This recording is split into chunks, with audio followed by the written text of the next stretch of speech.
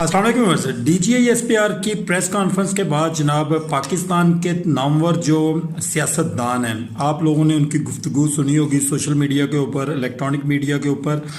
ان کے سوالوں کے جواب ان سب لوگوں نے دیے ہیں معافی مانگنے کے لیے عمران خان صاحب کی، کہ عمران خان صاحب جو ایک لوگوں کو جناب انتشار دلا کر جنہوں نے 9 مئی کا واقعہ کروایا اور فوج کے اوپر عوام جو ہے وہ چڑھ دوڑی، ایز پر جو D G I S P R ہے ان کی اسٹیٹمنٹ ہے.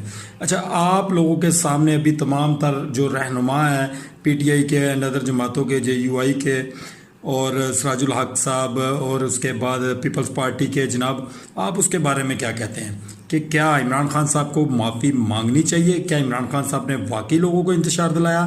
کیا عمران خان صاحب واقعی غلط ہیں؟ کیا عمران خان صاحب کو اس کے کیے کی سزا ملنی چاہیے جو D G I S P R صاحب نے کہا کہ ان کو سزا ضرور ملے گی؟